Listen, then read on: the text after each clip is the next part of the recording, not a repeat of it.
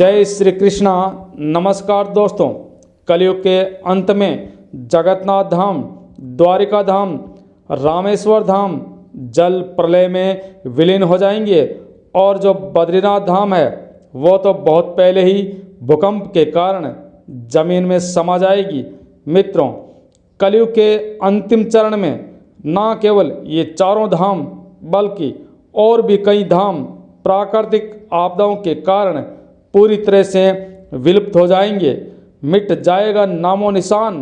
और जैसे ही चारों धाम पृथ्वी से विलुप्त हो जाएंगे उसी समय आसमान से उल्का पिंडों की बारिश होगी, चारों तरफ घोर अंधकार दिखाई देगा और इसी समय भगवान कल की संसार से पाप, अधर्म, अन्याय एवं अत्याचार का अंत करेंगे एवं पुनः सतयुग की स्थापना करेंगे। दोस्तों, सबसे हैरान कर देने वाली बात तो यह है कि इन चारों धाम के अंत के संकेत अभी से मिलने शुरू हो चुके हैं। इससे साफ साफ प्रतीत होता है कि कलयुग का अंत अति शीघ्र होने वाला है। मित्रों, कौन कौन से धाम के क्या क्या संकेत मिल रहे हैं, कैसे और कब चारों धाम विलुप्त हो जाएंगे और कैसे होगी दुनिया में महाप्रलय, पूरे विस्तार पूर्वक इस वीडियो के माध्यम से जानेंगे। अतः आपसे निवेदन है कि इस वीडियो के अंत तक हमारे साथ बने रहे। और हाँ, यदि आप अपने जीवन में कुछ नया सीखना चाहते हैं तो सब्सक्राइब अवश्य कर ले। दोस्तों, हमारे धार्मिक वेदों के अनुसार हिंदू सनातन धर्म में 4 युगों के बारे में बताया गया है: सतयुग, त्रेता युग, द्वापर युग एवं कलयुग। और हर युग में किसी न किसी धाम की स्थापना हुई है एवं हर युग में भगवान विष्णु ने किसी न किसी रूप में अवतार अवश्य लिया है। प्रिय मित्रों, बद्रीनाथ धाम की स्थापना सतयुग में हुई थी और इस युग में यानी सतयुग में भगवान विष्णु के 5 महाअवतार जिसमें मत्स्य, हयग्रीव, कूर्म, वाराह एवं नरसिंह हुए थे। रामेश्वर धाम की स्थापना त्रेता युग में हुई थी और भगवान विष्णु ने श्री राम के रूप में अवतार लेकर रावण सहित कई भयंकर राक्षसों का संहार किया था। द्वारिका धाम की स्थापना द्वापर युग में हुई थी। इस युग में भगवान विष्णु श्री कृष्ण के रूप में अवतरित हुए थे और महाउत्पाती अत्याचारी कंस का विनाश करके भगवत गीता जैसा महाज्ञान मनुष्य जाति को दिया था एवं कौरवों का विनाश करवाकर पांडवों को न्याय प्रदान किया था। इसी प्रकार जगन्नाथ धाम की स्थापना कलयुग में हुई है। भगवान विष्णु इस युग में कल की अवतार धारण करके कल की राक्षस का अंत करेंगे एवं पुनः धर्म युग यानी सतयुग की स्थापना करेंगे। जिस प्रकार इन धामों की स्थापना हुई है, ठीक उसी प्रकार से इन धामों का अंत भी हो जाएगा।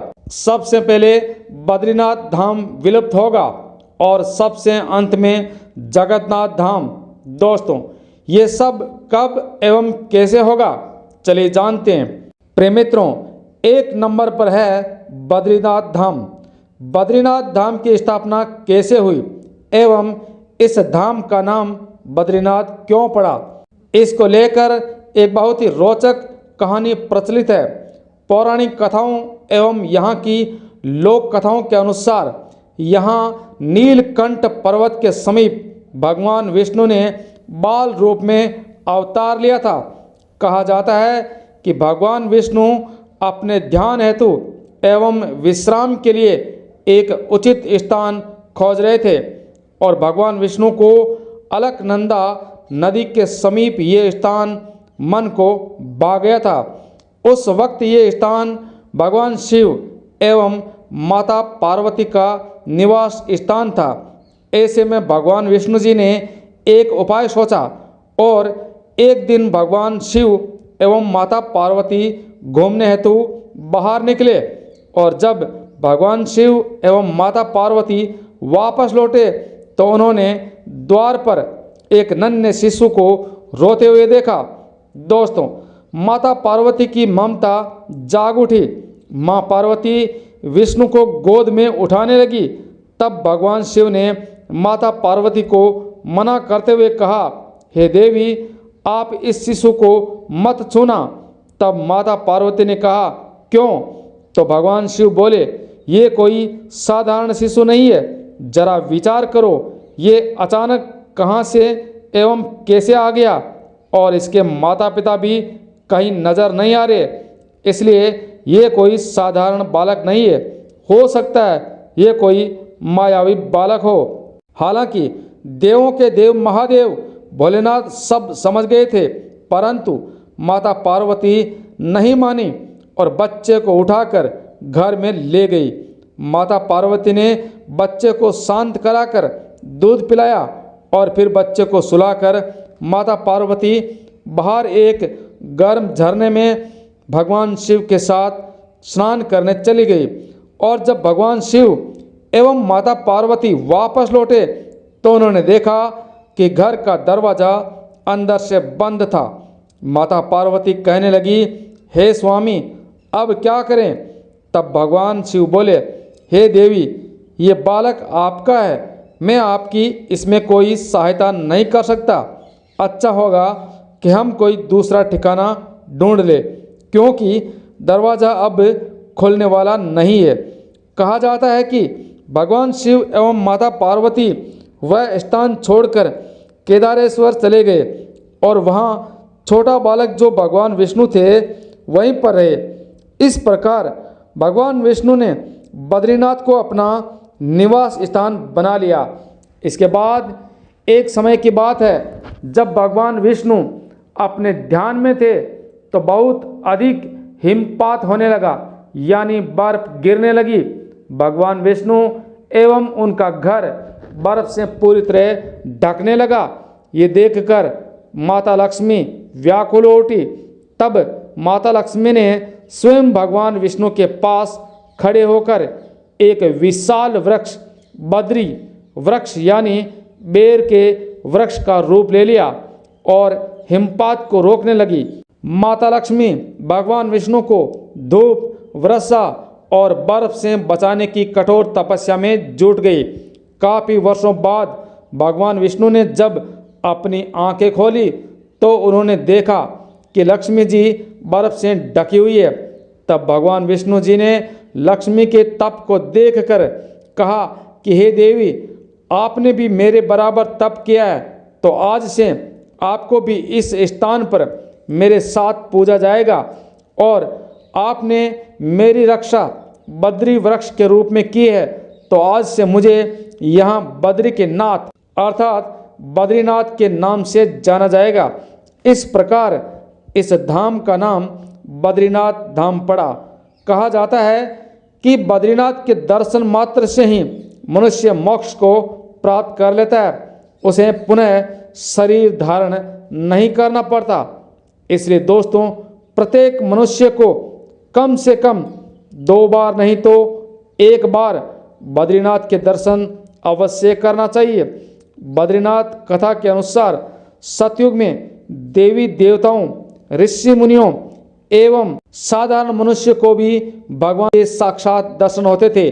इसलिए इसके बाद में त्रेता युग में भगवान बद्रीनाथ अर्थात भगवान विष्णु देवताओं एवं ऋषियों को ही दर्शन देते थे, परंतु द्वापर युग में भगवान विष्णु विलीन हो गए एवं इनके स्थान पर एक विग्रह प्रकट हो गया और ऋषि मुनियों एवं मनुष्यों को साधारण विग्रह से ही संतुष्ट होना पड़ा।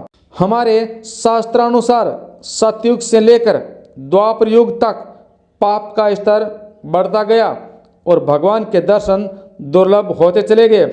द्वापर के बाद कलयुग आया, जो वर्तमान युग है। कलयुग में बद्रीनाथ धाम पूर्ण रूप से विलुप्त हो जाएगा। फिर बद्रीनाथ दर्शन भविष्य बद्री नामक स्थान पर होंगे। बद्रीनाथ धाम नर और नारायण 2 पर्वतों के बीच अलकनंदा नदी, जो गंगा नदी की एक धारा है, उसके किनारे पर बसा हुआ है। ऐसी मान्यता है कि जब गंगा नदी अवतरित हुई थी उसी समय ये 12 धाराओं में बटी हुई थी और इन्हीं में से एक धारा का नाम अलकनंदा है, जिसके किनारे पर बद्रीनाथ धाम बसा हुआ है। अलकनंदा की सहचरणी नदी मंदाकिनी है और इसी के किनारे केदार घाटी है, जिसके किनारों पर 12 लिंगों में से सबसे महत्वपूर्ण केदारेश्वर शिवलिंग है। गंगा नदी की बाकी की धाराएं अब पूरी तरह से विलुप्त हो चुकी है। हमारे धार्मिक ग्रंथों एवं पुराणों के अनुसार कलयुग के 5000 वर्ष बीत जाने के पश्चात पृथ्वी पर पाप का साम्राज्य होगा एवं कलयुग अपने चरम पर होगा। तब लोगों की आस्था लोभ, लालच एवं काम वासना पर आधारित होगी। सच्चे भक्तों की कमी हो जाएगी। ढोंगी पाखंडी साधुओं का बोलबाला होगा। ढोंगी संत धर्म की गलत व्याख्या कर समाज को दिशाहीन कर देंगे। तब धरती पर मनुष्य के पापों को धोने वाली गंगा स्वर्ग को पुनः लौट जाएगी। इसी समय जोशी मठ में निरसन भगवान के हजारों वर्ष पुराने मंदिर में स्थित निरसन भगवान की मूर्ति की दाहिनी भुजा टूटकर गिर जाएगी, क्योंकि ये भुजा दिन ब दिन पतली होती चली जा रही है एवं आज के समय में ये भुजा काफ़ी पतली हो चुकी है। जिस दिन ये भुजा टूटेगी उसी समय उस जगह एक महाभयंकर भूकंप आएगा और वहाँ मौजूद नर और नारायण पर्वत आपस में मिल जाएंगे। इसी के साथ बद्रीनाथ एवं केदारनाथ के साथ साथ उस क्षेत्र में जितने भी छोटे बड़े धाम है वह सब विलुप्त हो जाएंगे। इसके बाद भगवान बद्रीनाथ के दर्शन भविष्य बद्री नामक स्थान पर होंगे।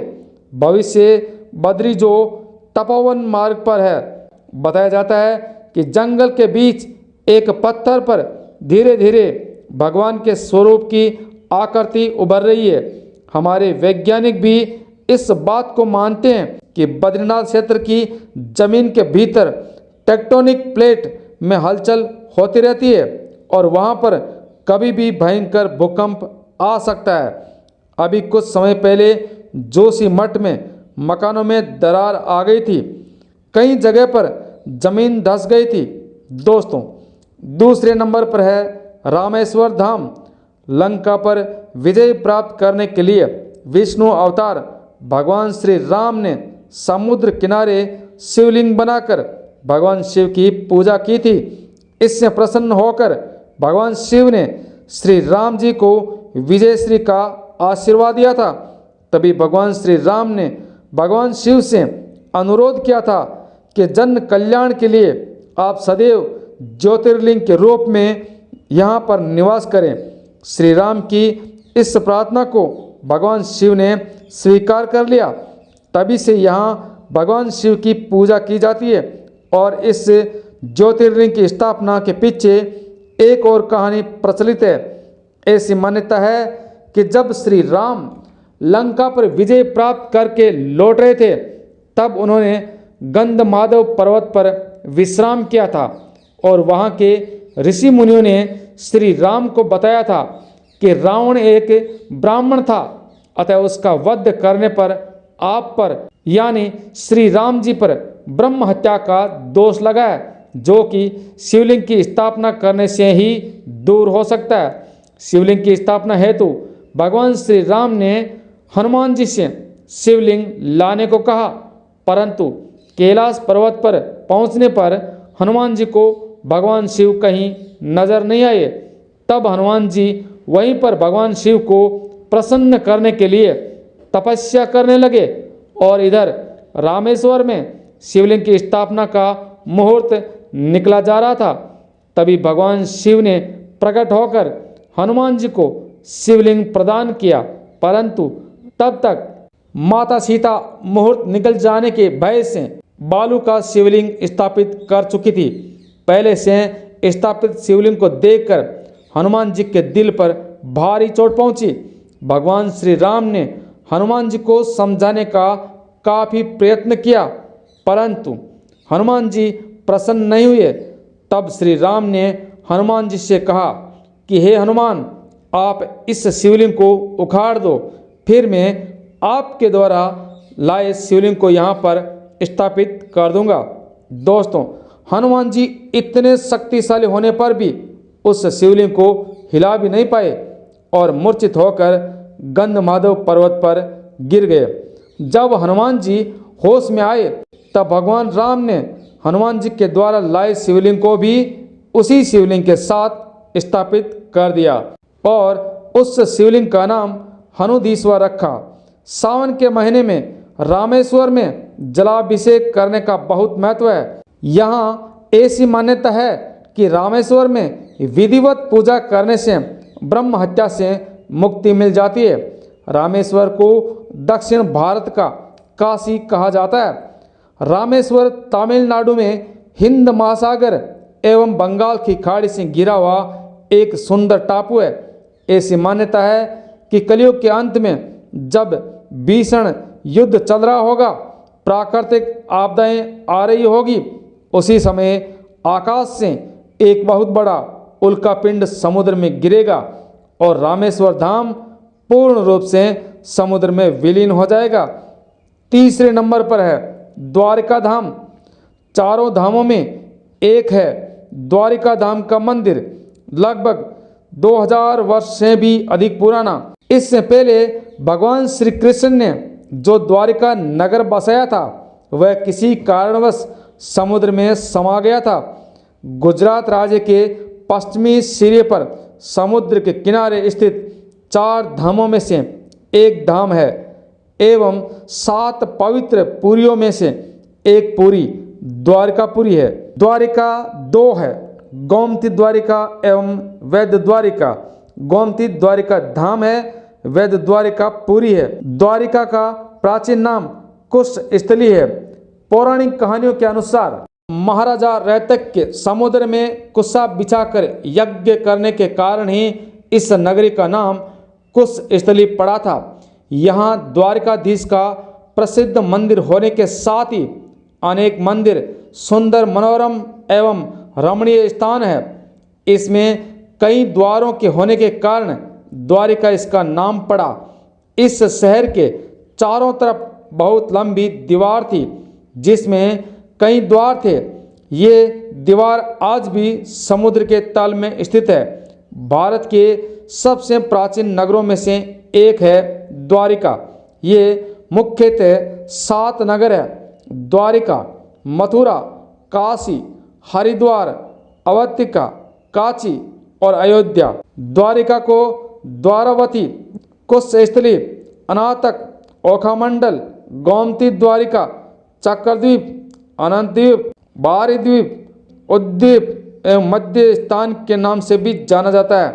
कहा जाता है कि भगवान श्री कृष्ण उत्तराखंड में स्थित चमोली में बद्रीनाथ धाम के सरोवर में स्नान करते हैं। स्नान के बाद श्री कृष्ण गुजरात के समुद्र तट पर स्थित द्वारिका धाम में अपने वस्त्र बदलते हैं। द्वारिका में वस्त्र बदलने के बाद प्रभु श्री कृष्ण ओडिशा के पुरी में स्थित जगन्नाथ धाम में भोजन ग्रहण करते हैं। जगन्नाथ धाम में भोजन ग्रहण करने के पश्चात भगवान श्री कृष्ण तमिलनाडु के रामेश्वर धाम में विश्राम करते हैं। विश्राम के बाद भगवान श्री कृष्ण पुरी में निवास करते हैं। इस दौरान भगवान श्री कृष्ण अपने भक्तों की भी सेवा करते हैं। जो भी भक्त उन्हें पुकारता है, श्री कृष्ण किसी न किसी रूप में वहां उपस्थित हो जाते हैं। इसके बाद भगवान अपने सभी प्रमुख धर्मों की आरती भी ग्रहण करते हैं। समय समय पर श्री कृष्ण वृंदावन के निधिवन में भी रास करते हैं। अतः श्री कृष्ण ने यादवों की सुरक्षा को ध्यान में रखते हुए मथुरा को छोड़ने का निर्णय लिया। वर्तमान द्वारिका नगरी पूरी तरह से वीरान हो चुकी थी। इसी द्वारका को भगवान श्री कृष्ण ने पुनः बसाया था और श्री कृष्ण अपने बंधुओं के साथ द्वारिका आ गए। यहाँ 36 वर्ष राज करने के बाद उनका देहावसान हुआ। द्वारिका के समुद्र में डूब जाने एवं यादव कुलों के नष्ट हो जाने के बाद श्री कृष्ण के प्रकोट वज्र अथवा वज्रनाग द्वारिका के यदुवंश के अंतिम शासक थे, जो यदुओं की आपसी लड़ाई में बच गए थे एवं द्वारिका के समुद्र में डूबने पर अर्जुन द्वारिका गए और वज्र तथा शेष बची यादव महिलाओं को हस्तिनापुर ले गए। श्री कृष्ण के प्रकोट वज्र को हस्तिनापुर में मथुरा का राजा घोषित किया। वज्रनाभ के नाम से मथुरा क्षेत्र को वज्रमंडल कहा जाता है।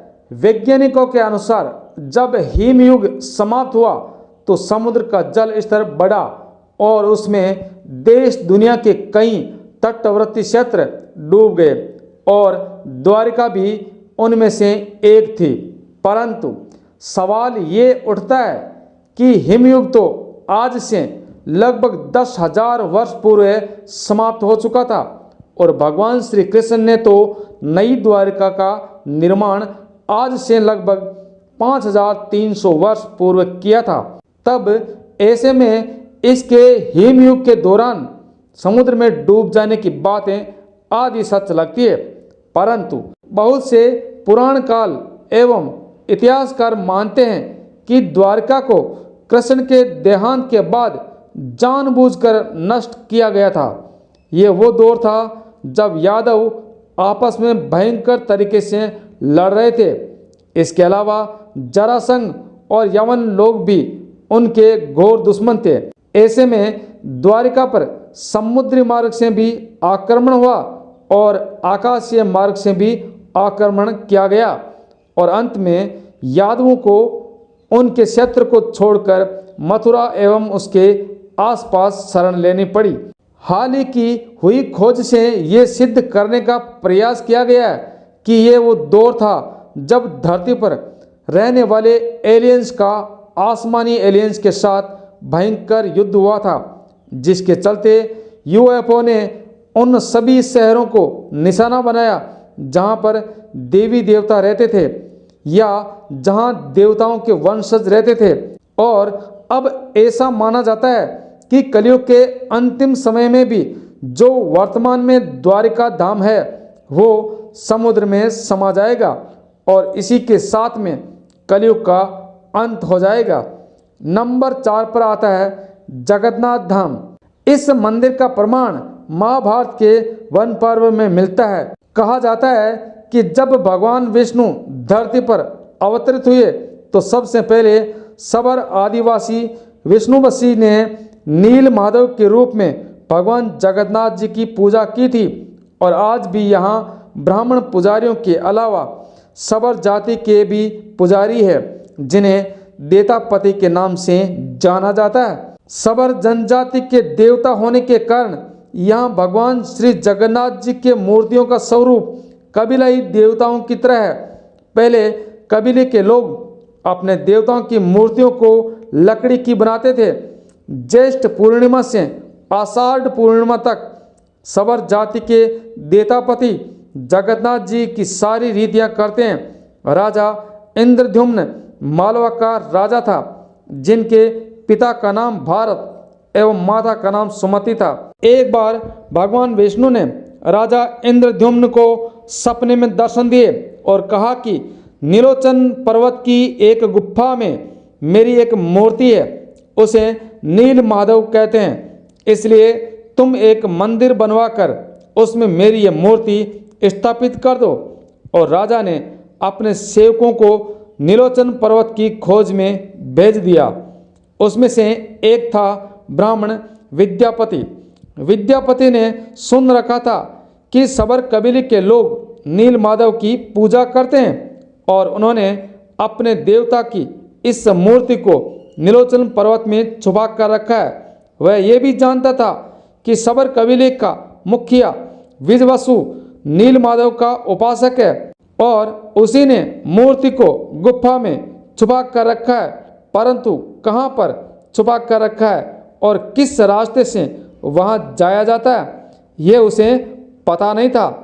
इस जानकारी के लिए विद्यापति कबीले में जाकर कई दिनों तक रुका और चतुर विद्यापति ने कबीले के मुखिया की बेटी से प्रेम में विवाह कर लिया और आखिर में वह अपनी पत्नी के जरिए नीलमाधव की गुफा तक पहुंचने में सफल हो गया। विद्यापति ने मूर्ति चुराकर राजा को लाकर दे दी। विजवसु अपने आराध्य देव की मूर्ति चोरी होने से बहुत दुखी हुआ।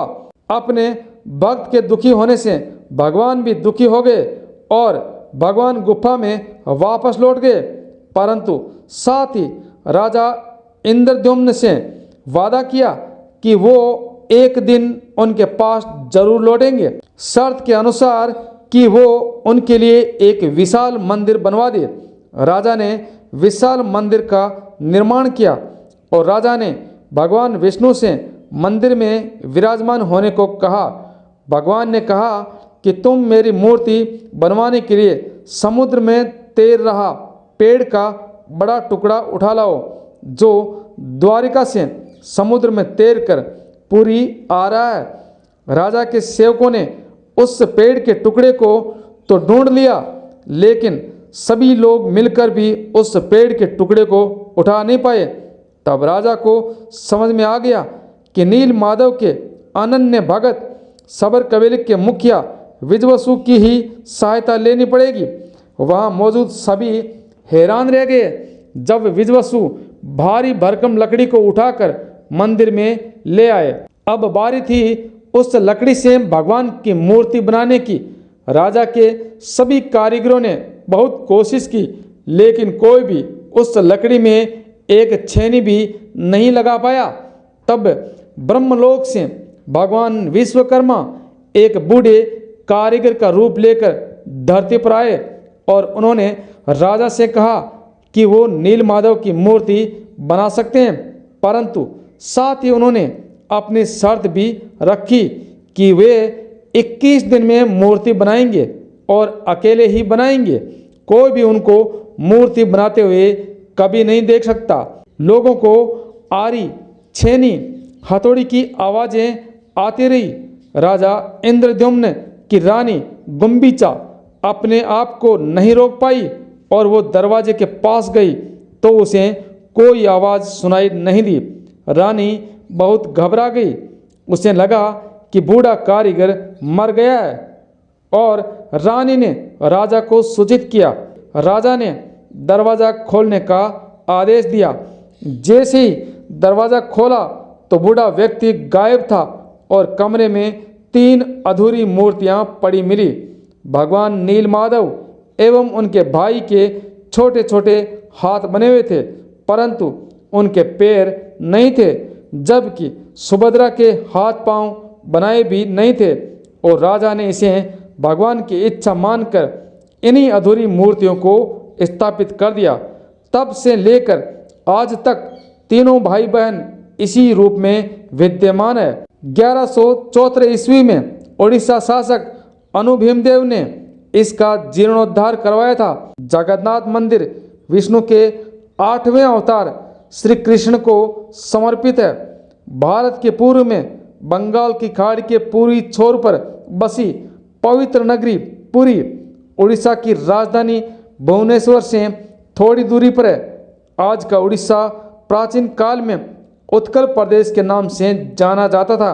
पुराणों में इसे धरती का बैकुंठ कहा गया है। इसे श्री क्षेत्र, पुरुषोत्तम क्षेत्र, शाक क्षेत्र, नीलांचल, नीलगिरी और जगन्नाथपुरी भी कहते हैं।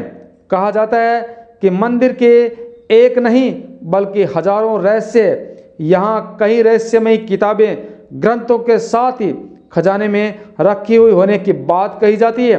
एक ऐसा भी समय था जब सैकड़ों वर्षों के लिए मंदिर रेत में धंस गया था और भविष्यवाणी के अनुसार आने वाले समय में फिर से ऐसा ही होने वाला है, अर्थात एक भयंकर सुनामी के कारण जगन्नाथ धाम जलमग्न हो जाएगा।